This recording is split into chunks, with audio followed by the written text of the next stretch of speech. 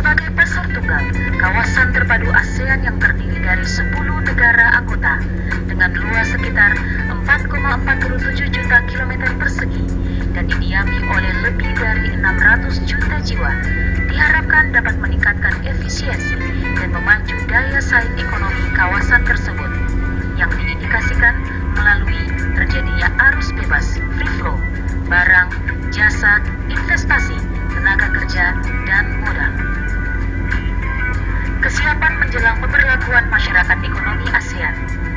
Indonesia tercatat sebagai negara yang memiliki kekayaan sumber daya alam melimpah dengan luas dan populasi penduduk terbesar di antara negara-negara ASEAN lainnya.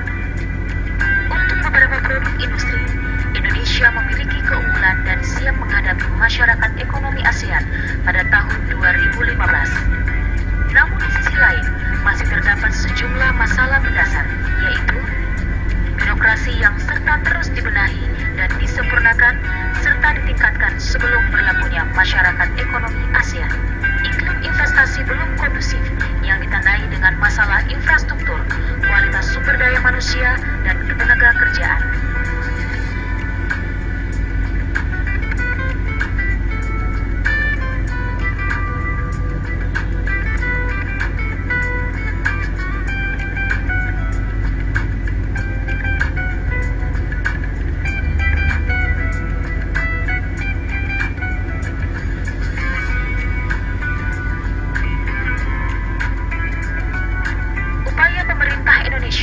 Dalam memperbaiki berbagai masalah tersebut, khususnya dari sisi birokrasi, melakukan perbaikan dan peningkatan untuk birokrasi yang dikenal dengan 9 program percepatan birokrasi. Di antaranya, perbaikan kualitas pelayanan publik melalui program Win-Win, peningkatan kompetensi aparatur, penguatan monitoring dan supervisi kinerja pelayanan publik melalui e-complaint, dan bahkan di beberapa daerah telah menerapkan Citizen Charter seperti Blitar, Yogyakarta, dan Semarang. Upaya-upaya tersebut didukung dengan diterbitkannya Undang-Undang Nomor 25 Tahun 2009 dan Peraturan Pemerintah Nomor 96 Tahun 2012 tentang pelayanan publik dan dibentuknya Lembaga Independen Ombudsman. Keberadaan cukup efektif terhadap pengawasan pelayanan publik, termasuk telah berjalannya fungsi monitoring dan supervisi melalui Electronic Complaint (e-complaint). Dalam penyusunan standar pelayanan publik, Balai Besar Karantina Pertanian Surabaya (BBKP) mengikutsertakan masyarakat dan pihak terkait dengan pertimbangan untuk menyelaraskan kemampuan BBKP dengan kebutuhan masyarakat dan kondisi lingkungan, serta mengacu pada ketentuan teknis yang telah ditetapkan sesuai dengan ketentuan peraturan perundang-undangan.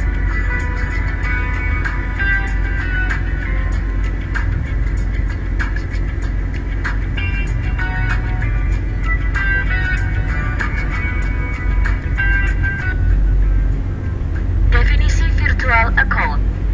BNI Virtual Account adalah nomor identifikasi pelanggan atau pengguna jasa perusahaan, perorangan maupun non-perorangan, BBKP Surabaya yang dibuka oleh BNI atas permintaan perusahaan atau BBKP Surabaya sebagai nomor rekening tujuan penerimaan atau collection.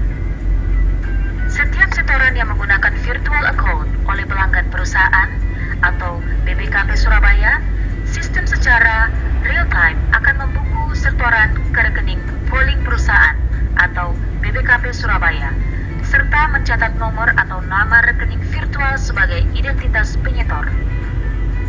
Virtual account tidak memiliki jumlah tagihan yang pasti atau open payment.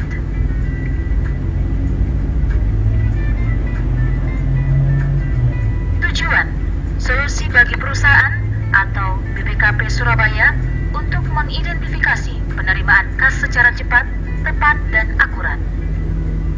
Menyederhanakan dan mengefisiensi pengelolaan rekening penerimaan perusahaan atau BBKP Surabaya.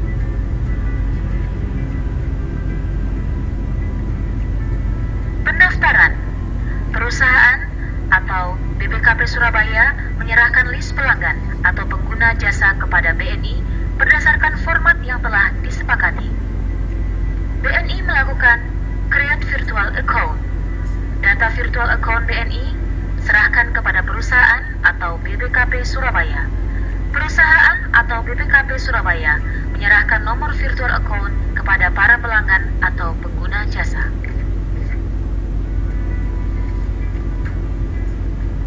Proses virtual account.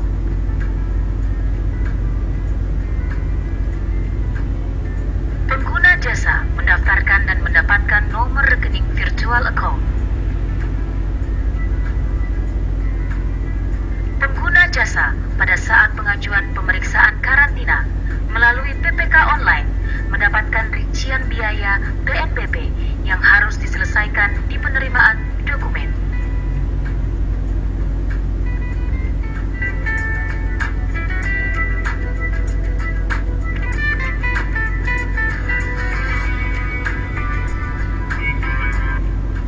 Pengguna jasa menyetor biaya PNBP ke Bank BNI melalui virtual account secara tunai atau ATM atau e-banking atau bank lainnya.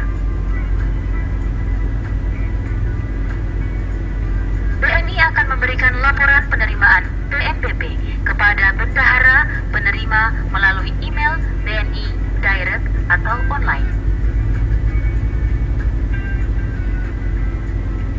Pengguna jasa memberikan bukti pembayaran melalui virtual account untuk mengambil sertifikat pelepasan dan kwitansi.